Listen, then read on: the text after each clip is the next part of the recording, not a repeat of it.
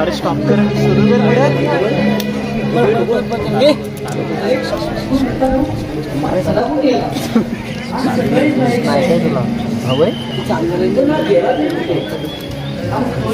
काय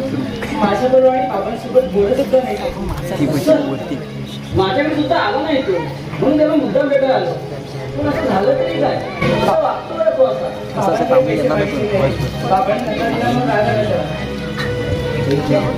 कशाला रमाकांतला द्यायचे होते म्हणत होता. रमाकांतला रमाकांतला पैसे द्यायचा सदाचा काय संबंध ते काही मला माहित नाही. पण या व्यक्तीने माझा शिव मात्र काय बोलत आहे.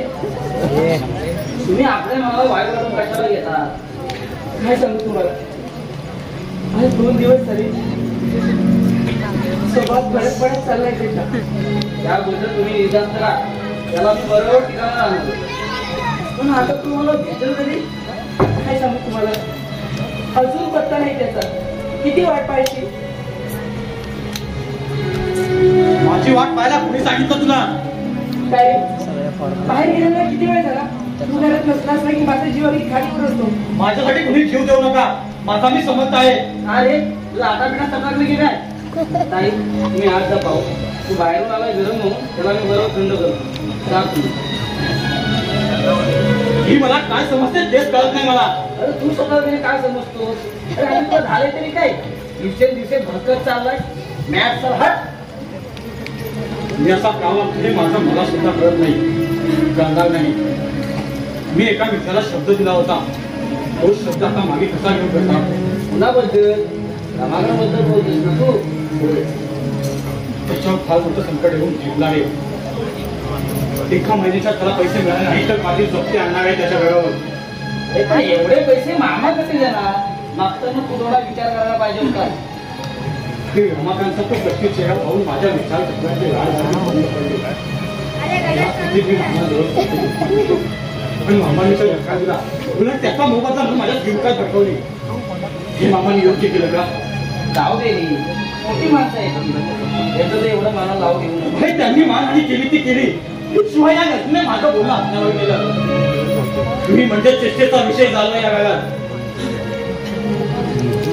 जाऊ दे रमाकांत भेटेल का आता घरी. माझी बहीण असेल तो जी खालावली आहे त्याची परिस्थिती. मनुष्य कितीही शक्तिमान असू द्या पण परिस्थितीपुढे त्याला नमावंच लागतं.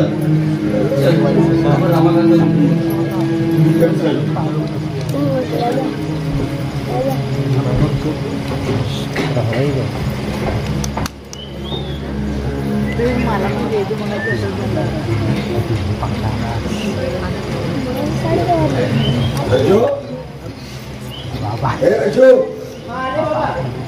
अरे सदा आला का. आला होता.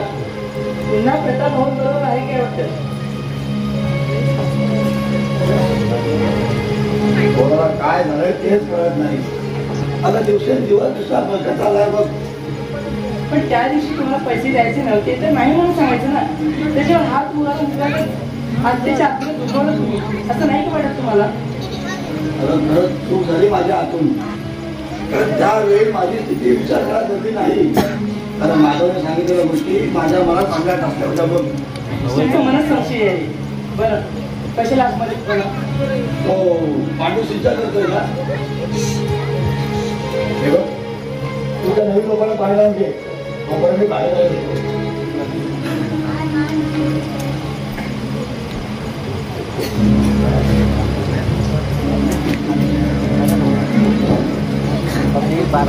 मामा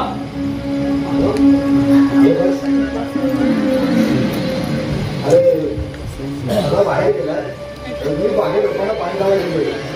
मी जरा बाहेर जाऊन येतो. बरं ठीक आहे.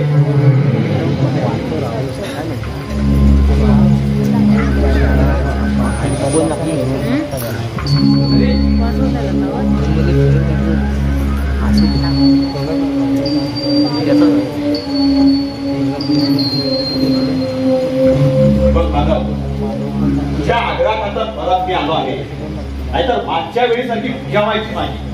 हे बघ, त्याबद्दल तू निर्धास्त राहा. तुम्हाला मित्र आहे किंवा मी मला प्राण देईन, परंतु असं बोललं फक्त कारण. बरं ते ठीक आहे. मग सुमन बद्दल काय म्हणतोय? अरे हो, तुम्हाला तुझं प्रेम आहे नाही? हो, पण आता फक्त प्रेमच करणार नाही तर लग्नच करणार आहे तिच्याबरोबर. याबद्दल मी प्रतापबरोबर बोलणार आहे. पण तो खबूल तसं वाटत नाही. असं का? अरे मी दिसायला अगदी सुंदर आहे, शिवाय गावातील आमचा वचन, संपत्ती स्थिती. तिने जर ठरवलं ना म्हणजे मला उत्तर देणार नाही म्हणून माझा त्या फुलाला वध करून घे. आज वर्षभर प्रयत्न करतोय, पण रस्त्याने कधी जाताना दिसली की सारी नाक मुरटते. त्यावेळी असाच संताप येतो की त्या क्षणी तिला घरी घेऊन जावं. पण थोडी भीती वाटते, होय ना? बघ, तिला जर वध करून घ्यायचं असेल तर एक उपाय माझ्याकडे. हो, कोणता? अरे सांग लवकर. या उपायाचा उपयोग करून त्या बनाला या नरेची राणीच बनवून टाकतो.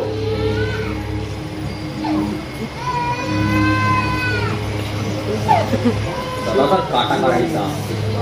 हो, पण त्याच्या का आपण हात लावायचा नाही, तर निष्काळ घेऊन जाते पाणी आपल्यावर यायचे. अरे पण त्याला टायबंदी करणार कसं? माझं आहे प्रताप ते त्याची माहिती कसं काय ते करायचं. इकडायचा दोघं जर गेलाच की मामाना सांगतो सदा समज अनेक समज होते एवढं कळतात. मग सदा पोहोचे घरी बंद होईल आणि तो बंद आणि तुला सहज करता दिला येईल.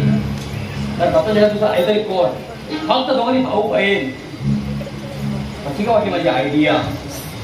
बरोबर आहे माधव, हा कलक बुद्धीचा आहेस रे तू, नाहीतर आम्ही. अरे ह्यावेळी माझा फार मोठा फायदा होणार आहे. आणि तो कसा काय? सांगतोय या मामाच्या हेतून मला लग्न करायचं आहे. सदाची बघतो. अरे ते सगळं ठीक आहे, पण प्रतापचं आणि सदाचं बिघडला तरी कसं? अरे हो,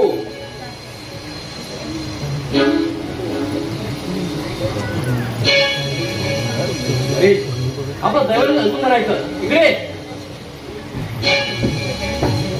बघ, आपण इकडे बघ संकल्प ठेवले की बाबाला खूप. अरे दाम तरी काम तो बिबीकडे चला. चल चल चल चल.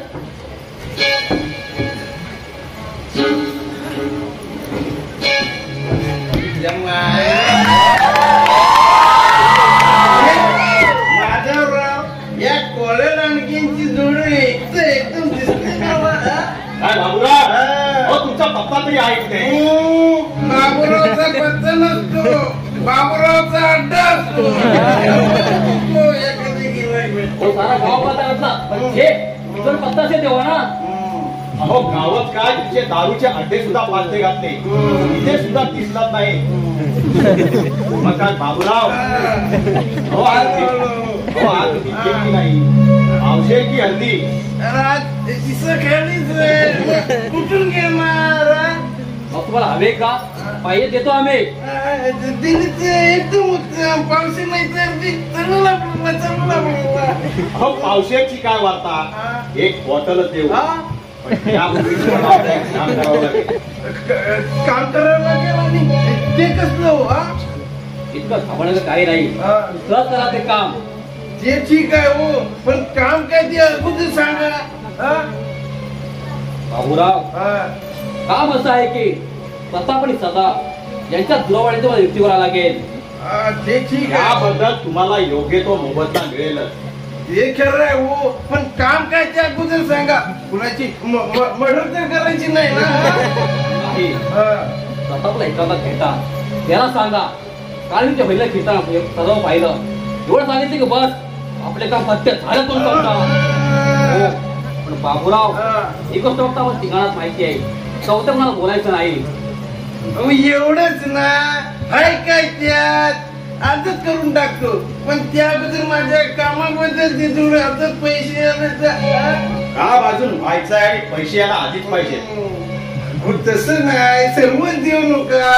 थोडं आपलं ऍडव्हान्स बनवू द्या. आपलं काम प्रायव्हेट आहे ना. बरोबर मिळलं तुमचं. 100 रुपये काम फक्त हलके देऊ. तरी झालं आपलं काम. अच्छा बाबूराव, येतो आम्ही. आता प्रताप भेटला की आमचं काम झालंच म्हणून समजा. तुमचं काम केल्याशिवाय दुसरं कुणाचं काम करणार नाही. या तुम्ही या. ठीक आहे. निघा. चल माझं. चल. यायला काम आगोर घेतली खरं, पण पूर्ण होते म्हणजे झालं. यांना मला फसवण्याचा इरादा नाही ना, पण मी फसतोय का तुला? अरे यांच्या पार्टीचे पेढे खाल्ला मी. मी पण मागपायला काय काम चूक दामलो. मग कसं असं ना का आपला किस्सा भरतो ना, चाललंय. अहो म्हणतात ना, नवरी मरो किंवा नवरा मरो, आपला किस्सा भरतोय ना आणि भटाला दक्षिणा मिळते ना. बस यायला पण हा प्रताप भेटणार कुठं? हा प्रताप आणि कसा भेटणार मला? काय बाबूराव, कसला विचार करतात? सगळ्यांना विचार करणार. पैशासाठी कोणाला टोपी कोणाला घालायची याचा विचार करतो. अरे मी आपलं सहज रघुनाथरावांना भेटायला आलो. तुला काय वाटतं मी जर पैसे मागायला आलो? हा तुम्हीच असे म्हणाला. कारण खाई त्याला कवते हो. प्रताप गाडवा, तू माझी टिंगल करतोय. अरे चाल तुझ्या बाप्पा बरोबरचा मी. हलकट साला नालाय. हो, तुम्ही वयाने मोठे मान्य आहे हो, पण अकलीच्या बाबतीत चुप. माझी अक्कल काढतो. त्याला वाडीतला म्हणून सोडून दिला. खबर टाकला तू सोडून. त्यांच्या वडिलांना तुम्ही जाऊ नको, मागतील ते तुला. नाही रे, बाबूराव माझ्या वडिलांचं त्यांच्याशी त्याच्याकडे सोबत नाही मला. खरं की नाही बाबूराव? सोबत नाही मला. मग आता काय माझी पूजा करीत होता? बाबूराव माझे वडिलांसारखे. अरे तुझ्यासारख्या हलकट या गावात वाढीत सोडून सापडणार नाही. समजा बाबूराव, काय तुम्ही काय लागता त्याच्याबरोबर? हा हा, आलो तुम्ही. ठीक आहे.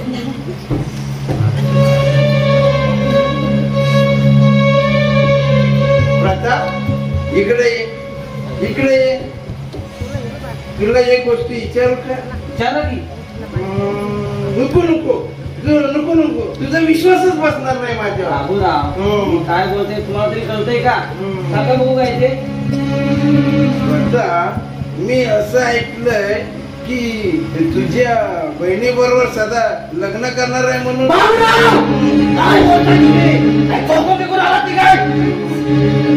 असं रागव नको. अरे मी ऐकलं म्हणून असं विचारलं. अरे शिव, मला पण ही गोष्ट पटली नाही म्हणून अजूनपर्यंत तुला विचारलं नाही. पण काय बाबूराव, थोडं बोला. काल तू कुठे गेला होता? काल मी दिनू काकांबरोबर बाजारपेठेत गेलो होतो. संध्याकाळी आलो. का? अरे तेव्हा काल मी सुमन आणि सादाला एकत्र मराठवाड्याच्या चित्तानी पाहिला. त्याला पाहून मी खकरलो, पण त्यांनी माझ्याकडे बघून दुर्लक्ष केलं. कारण मी बोललो बेवडा माणूस. मला तो विचारलं, बोलताय की थापा मारताय? अरे मला खोटी बोलून का मिळणार? जर या माझा एक शब्द जरी खोटा ठरला, तुझी वाढणी माझं तोंड. प्रताप, विचारल्याबद्दल राग मानू नको. हा येतो मी.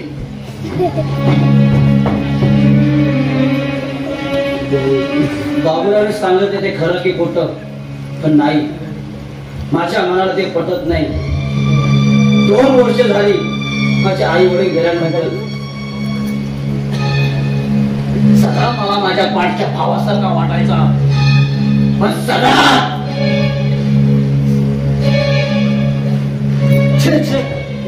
काही सुचत नाही. मी असं ऐकलंय की सदा तुझ्या बहिणीवर लग्न करणार आहे म्हणून.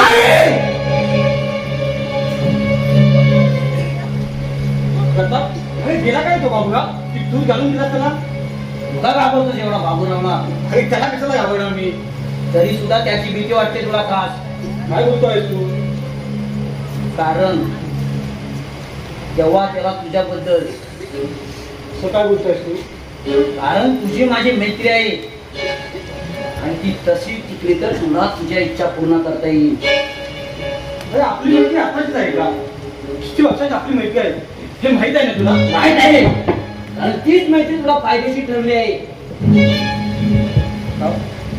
काही वेळापूर्वी तू माझ्याशी किती आपुलकीने बोलत होतास, पण आता तू असं का बोलू लागलास?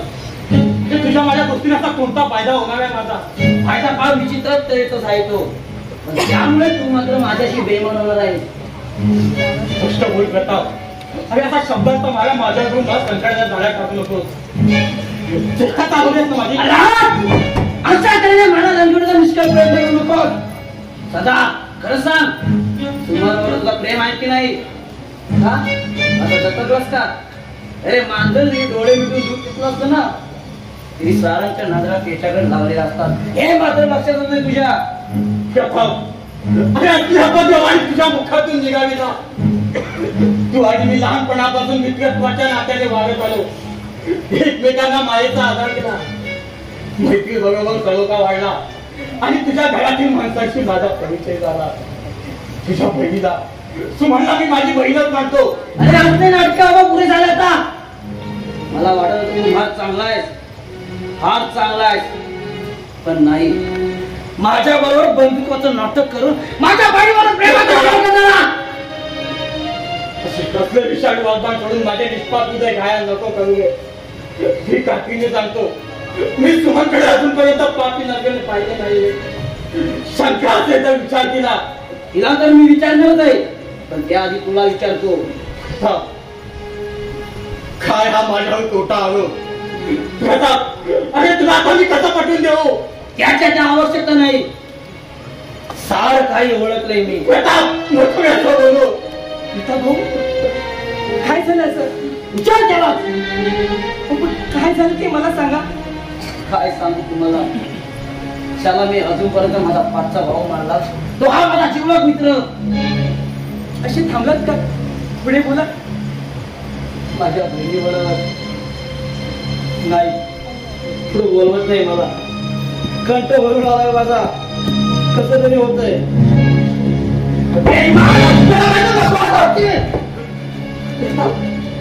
सदा सदा खरं आहे. काय कराय? इतका नालायक नाही मी. आता जास्त मोठा जीव केला तुझा. पण मी काय म्हणते, तू काही सुद्धा बोलू नको. अरे धर्म कुणीच आणलाय का? आता या जगात जगावरचं सुद्धा मला वाटत नाही, कारण साऱ्या जगात माझ्याकडे एका मी जगा वाचताय ना. अरे कशाने रडायची सोंग करून दाखवतोस? कालपासून तुझी माझी दोस्ती संपली. पुन्हा काही कोण बांधणार नाही तुझं. झालं मी एकाला थांबवतात. अरे हात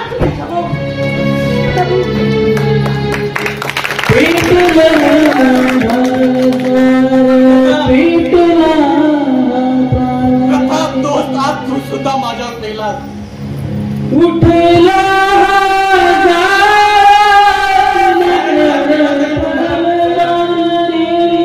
याची मला खात्री होती, पण आज तू सुद्धा मला नालायक ठरवलास.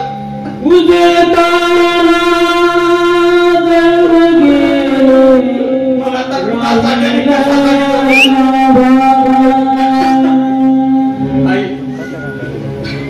नाही जगायचं मला.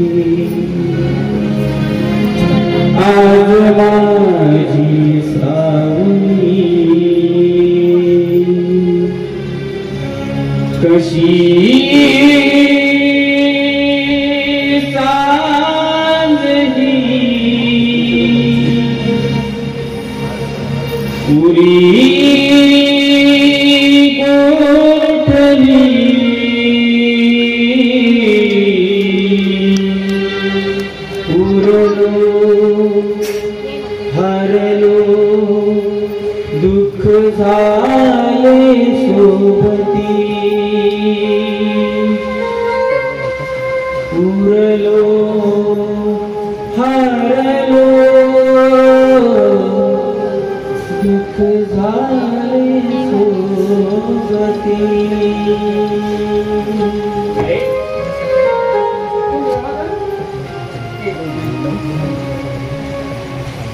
सदा आहे का घरात? नाही, थोड्या वेळापूर्वीच बाहेर गेलाय. कुठे गेला ते सांगितलं का? नाही, आज त्याची मनस्थिती ठीक नाही. म्हणजे असं झालंय तरी काय? त्याच्यावर फार मोठा आघात घडला आहे. त्याच्यावर गुन्हा नसला गेले. देसी कला प्रतापची आणि त्याची मैत्री पुन्हा चांदण्याला पाहावे नंतर म्हणून प्रतापच्या मनात कुणी संशयाचं बीज पेरलं की सदा तुझ्या बहिणीवर प्रेम कार्य करतो म्हणून. हे प्रतापला खरं वाटलं. सदाने त्याला समजवण्याचा खूप प्रयत्न केला, पण प्रतापच्या त्या संशयाने भरलेल्या मनाला ते कुठे पटणार. म्हणून दोघांचं भांडण झालं आणि आजपासून तुझी माझी मैत्री संपला असं सांगून प्रताप निघून गेला. अरे रे, शेवटी जिवलग मैत्रीचा शेवट असावा ना. त्या प्रतापचं काय झालं ग? मी आग मागे होतो, थांबला नाही. मामा, सदाचा आणि त्याचं भांडण झालंय. काय काय सांगतोस का मग? अरे असं झालं तरी काय? तुझ्या बहिणीवर सदा प्रेमाचे चाले करतो असं प्रतापला कुठे सांगितलं आहे, म्हणूनच त्यांचं भांडण झालं. ऐकलं संचू? लोकांना जुळत मित्राला धोका द्यायला त्या सगळ्या क्षण वाटले नाही. बाबा तुम्हाला सुद्धा एक खरं वाटतं. कारण नाहीतर मग काय खोटं. मामा, हे खरं काय खबर? याला काही पुरावा आहे का? पुरावा? पुरावा कशाला पाहिजे? प्रताप बरोबर भांडण करायला सगळा काही वेळ लागला नाही. सांगतो मी आलोच.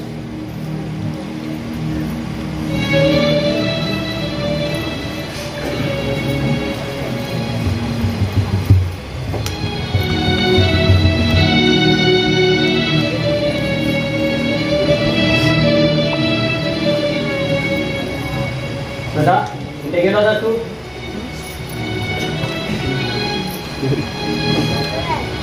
काय सांगू तुला रमाकांत? विचारांना घालून देण्यासाठी जात होतो, पण तेच विचार माझ्या डोक्यात जास्त चिटकून बसू लागले.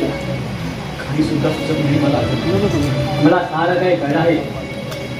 ठीक झालं. माझ्या तोडून कसले घाणेरडे शब्द तुला सांगण्याची वेळ माझ्यावर आली नाही. हे नशीबच माझं. हे दैवापुढे हात टेकण्याची पाळी आली आहे माझ्यावर. नको ते खोटे अनुभव, नको ते जीवन. असं तिला बोलत दुःख हे प्रत्येकाच्या वाट्याला येतो. सुखाचा मार्ग दुःखाच्या काट्यातून गेला आहे. गुलाबाच्या झाडाला सुद्धा काटे असतात असं मागे पुरुष म्हणाला होता. अरे काही दिवसांपूर्वी तुझ्यासाठी मी मामांजवळ पैसे मागितले, त्यांनी सुद्धा नकार दिला. आणि ते प्रकरण तरी मिटलंय का?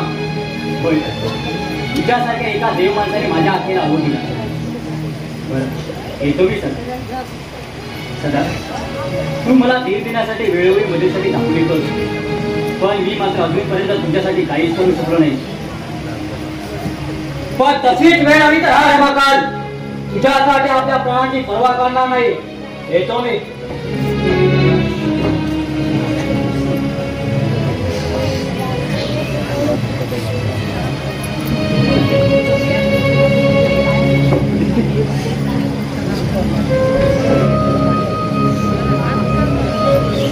अरे लोक धरून म्हणाला काय झालं? नाही नाही, सहज बसलो तुम्ही. तुम्ही कधी आला? तुला दिसतो तेव्हा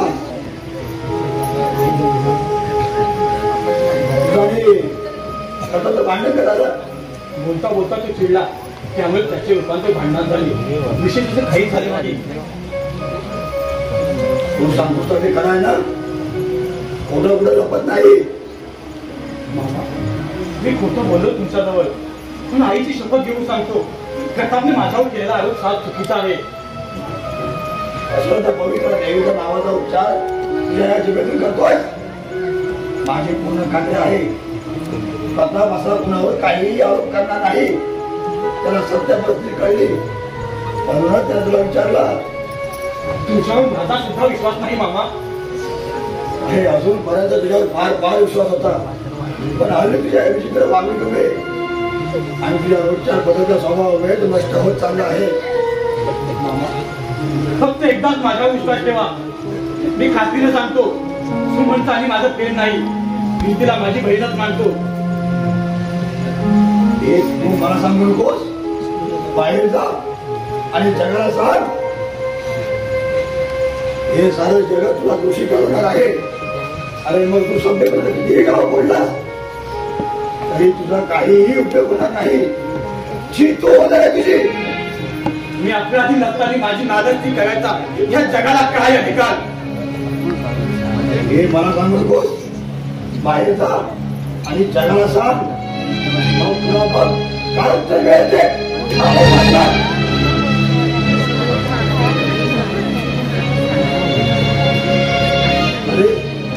अरे हे आपले माझं नाटकी आव्हानाला तुला काहीच कसं वाटत नाही.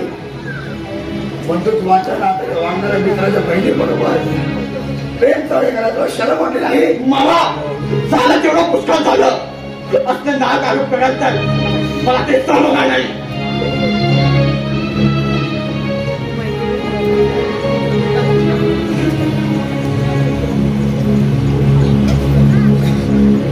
ज्याला मी मुलाप्रमाणे जवळ केला आणि तोच माझ्या उलटून पाहत आहे. माझी अमृत चव्हाट्या वाढण्याचा प्रयत्न करत आहे.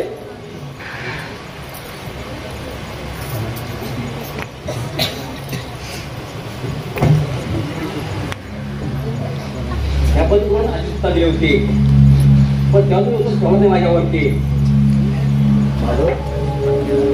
अरे त्यावेळी माझा विश्वास त्याच्यावरचा उडाला नव्हता. पण आज तुझं मला म्हणणं पडलंय. अरे आता मला बाहेर तोंड दाखवायला जागा नाही. बाहेर तोंड दाखवायला तुम्हाला का बरं लाज वाटावी. असं मोठं माणूस आता तुम्ही केला की सदाने केलाय. असं तर काही झालं नाही ना. असं होणार होतं पण ती वेळ टळली. फक्त प्रेम काळाने गावलं. मग काय झालं त्यात. प्रेम करणं हा माणसाचा स्वभाव धर्म आहे. प्रेम केलं म्हणजे गुन्हा तर केला नाही ना. अगं त्याला आपण प्रेम म्हणू पण हे जग हा समाज काय मला याची कल्पना आहे का तुला. जे काय वाटेल ते म्हणेल. आपण जगाची पर्वा करत नाही सर. प्रत्येक माणसानं आपल्या कर्तव्यापासून घडवू नये. तुझं म्हणणं तरी खरं असं तरी जगात उघडतो प्रयत्न कठीण काम आहे. कारण सदाच्या तुझा थोड्या दिवसा विचारतो जगाला. अरे आता मी काय करू रे. मला किती अभिवायचं ना त्याला घरावर काढा.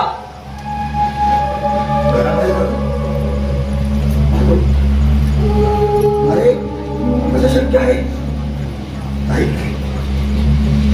पण या गोष्टीचा मला विचार करायला हवा. विचार करायला हवा. विचार करायला हवा.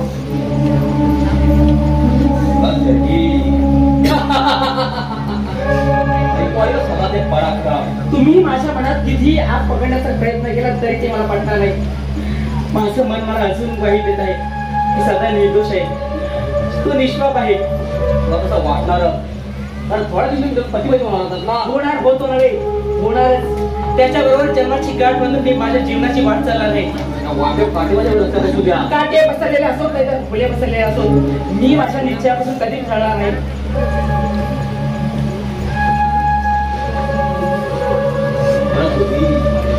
स्वतः म्हणून लग्न करतो की असं होतं मला वाटत नाही. कारण तो पापी आहे असंच ना. तो कसाही असो त्याच्याशी तुला काय करायचंय. हे खरंय म्हणा पण पण काय त्याच्यावर लग्न करायचं डोक्याला सावंटा आणि माझ्यावर लग्न कर म्हणजे चुकाचा वापर. आता आलं माझ्या लक्षात तुझा विचार असा आहे तर बघ तू किती माझ्यावर लागवड तुझ्या माझ्यावर होणार आहे. मला तुझ्याबरोबर लग्न करायचं नाही. का स्वतःचा स्वार्थी आहे. हे तू स्वतःच्या मनाला विचार. या कसा विचार करायचा. म्हणजे मामाची मुलगी आहे तुझ्यावर सदा तुझ्यावर लग्न सध्याचा माझा अधिकार आहे. पण कुठे सदा आणि कुठे तू. कोण चांगलं करू वाईट हे डोळ्यातून समजेल तुला. शेवटी माझ्याकडे लागणार आहे. मग माझाही निर्णय तुझ्या गळ्यात माळ घालायची वेळ जर माझ्यावर आलीच तर ही रजनी आत्महत्या करून या जगातून गेलेली असेल पण तुझ्या बरोबर कधीच लग्न करणार नाही. एवढं मात्र लक्षात ठेव. बोलणं सोपं असतं पण करणं फार कठीण असतं. म्हणजे आत्महत्या करे. तू अधिक चालता इथून. दुसऱ्या दुःखाच्या खाईत लोटून गंमत पाहणारा नीच राक्षस आहेस तू.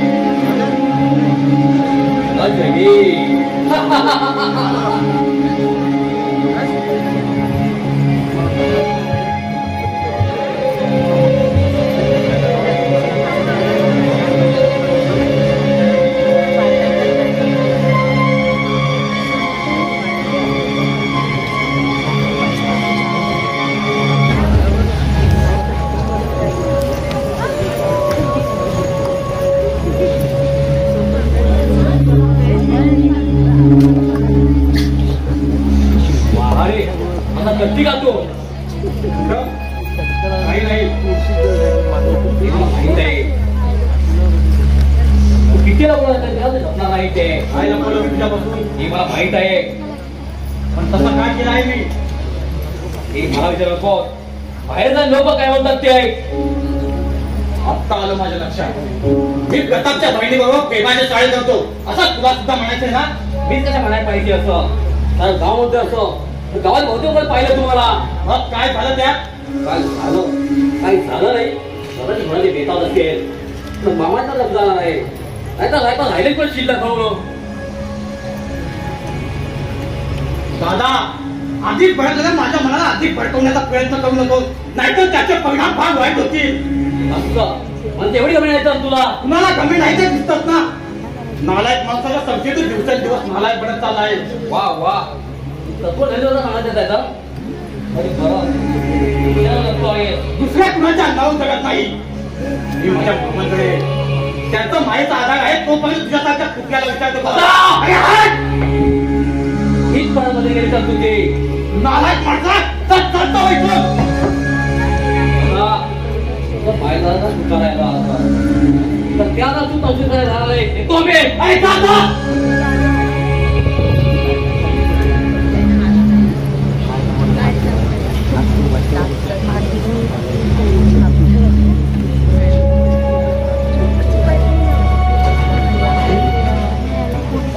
आई या पापी संशयी जगात या अभागी लेकराला एकटा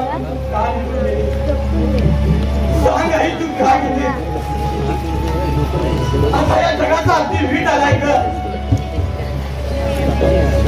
आई आता मला जगायचं नाही. जगाची इच्छाच नाही.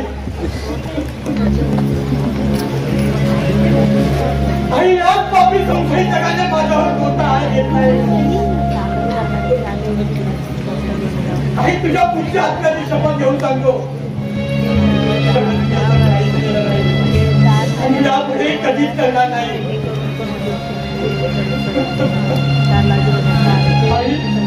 आई मी आता पहिले असं पुन्हा तरी वाटतं का. बाबांनी मला पापी जगवलं.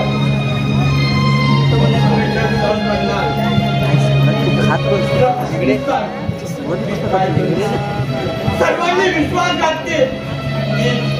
पापीकडे शिक्षा झाले दोष कुणाला टाकतो.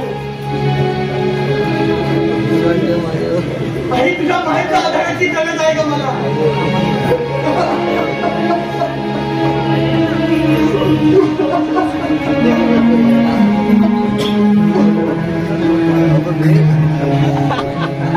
समय येतो कोण कामाची येतो. बरोबर आहे कोण येतो. अरे साला मी दारू पितो म्हणून तू जो तू येतो तो साला माझ्यावरच चढतो. हा पण मी म्हणतो याच्या बापाचे पितो काय मी. समजा तर तुला मी पाहिलाच नाही. बरं त्याला भेटला माझं तुझ्याकडे काम होत. अरे अरे बोलत का नाही का रागावलाच की काय. बोला वास येते तुमच्या तोंडाला.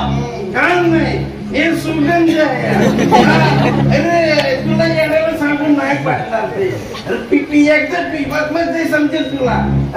हे अमृताची किनिया पिले पिले ओ मरी जानी पिले पिले ओ मरी मला तोंड काढा इथून. तुझ्या सारख्या दावड्या वाजत तोंड पाहू नये असं मला वाटतं. चालतो इथून.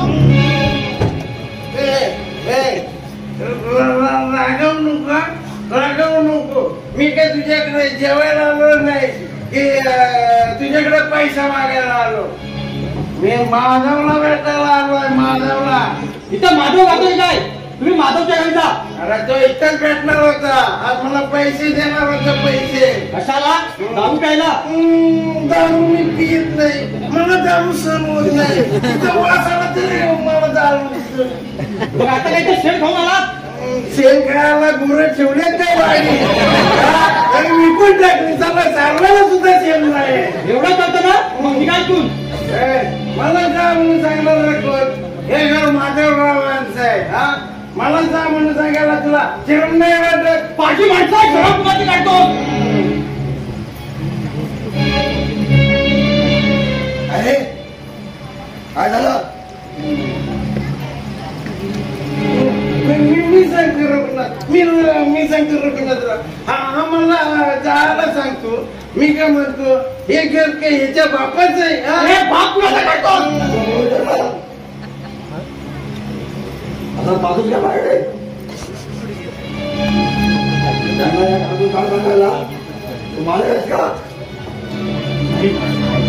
माझी कसली माहिती आली या गावावर तुम्ही उस्ताद म्हणून जगलो मी मामा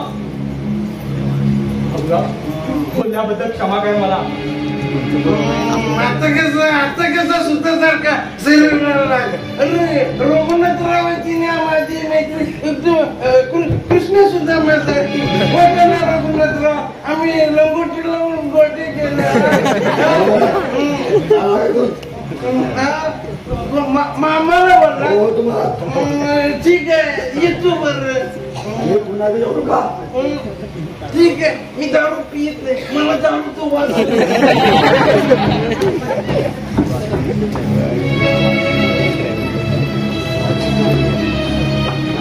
बाटली घ्यायला येलो बरं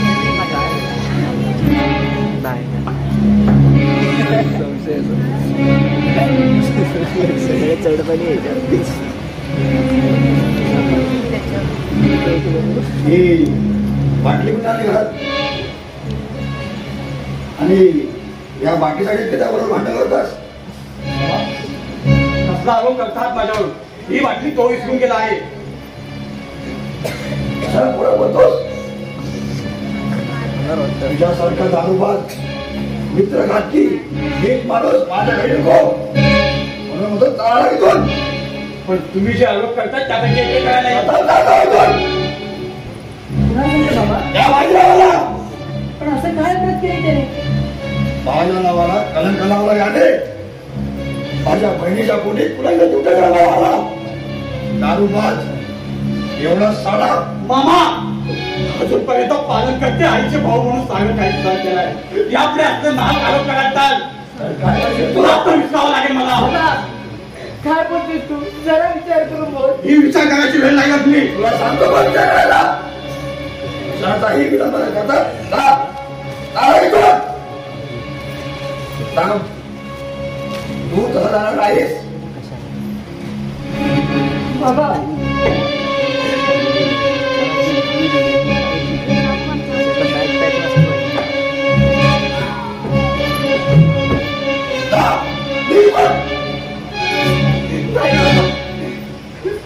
सणावर माझं प्रेम आहे तो गेला तर मी सुद्धा नाही इथून तुला माझा ऐकलं पाहिजे नाही ते शक्य नाही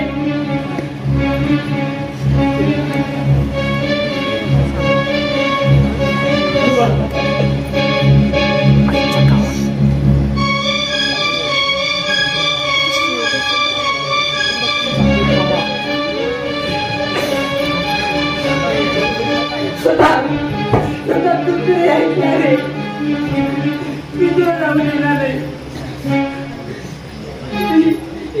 या घरी तू जाऊ देणार नाही मी तुझ्याशिवाय जाऊ शकत नाही हे गच्चू माझा नाही लाज आहे सदा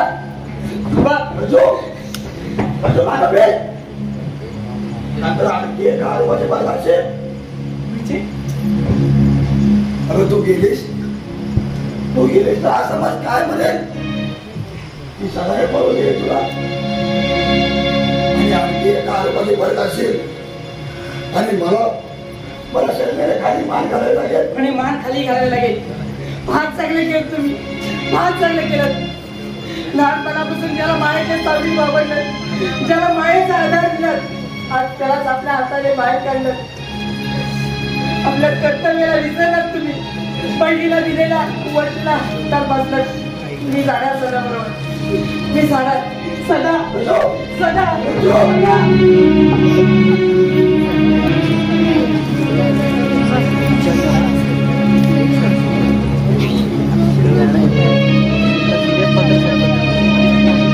माझ्या मुलीला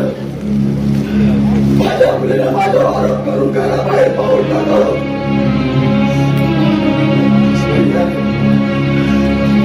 आणि माझ्या तोंडावर तुकाला जागा करून द्यावी. त्यापेक्षा हे तोंड नाहीचं केलं काय वाईट.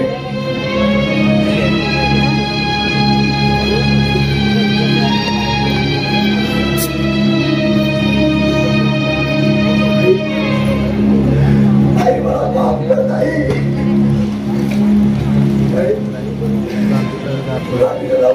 पूर्ण करू शकलो नाही. सदाला मी घराबाहेर काढला. तू मला सोडून त्याच्या मागे निघून गेली. अरे रचूनचा या आपल्या संबंधीचं काय वाटायचं हो. ताई मला माफ कर नाही.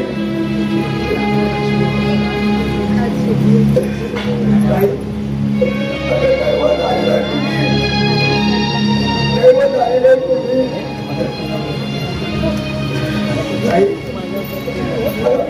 खाली आत्महत्या करून तुमच्याकडे काही मला पदरात देत आई. मला पदरात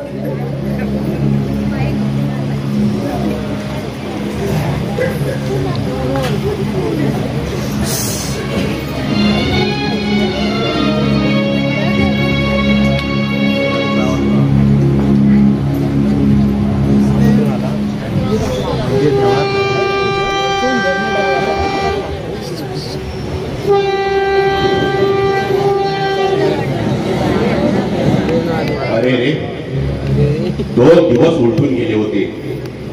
रघुनाथ रावांचा कुठे पत्ताच नव्हता. तिसऱ्या दिवशी सकाळी सावर्डा रेल्वे स्टेशन जवळ रेल्वे रुळावर रक्ताच्या धारोळ्यात एक अनोळखी व्यक्ती काही अज्ञात व्यक्तींना दिसली. पाहतात तर काय ते रघुनाथराव होते. त्यांच्या डोक्याला खूप मार लागलेला होता. त्या व्यक्तीने त्यांना उचलून त्यांच्या घरी आणलं. पाहतात तर काय घराचे दरवाजे सताड उघडे होते.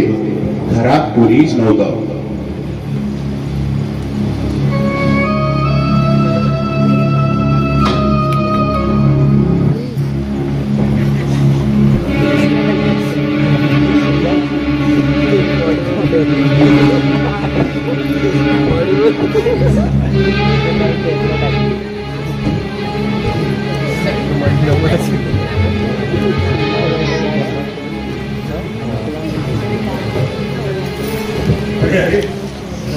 एवढ्या मोठ्या श्रीमंत माणसाचा शेवट असा होईल असं कुणालाच वाटलं नव्हतं. बाबा बाबा बाबा बाबा बाबा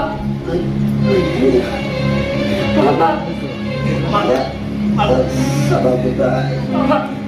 तुम्ही त्याला घराबाहेर काढलं.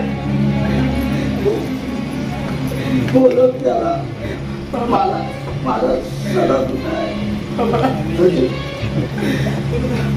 माझी आई मला बोलवते. सगळा माझा निरोप सांग बाबा. बाबा माझा सदा सदा बाबा. दैवाचा बांधल्या गाठी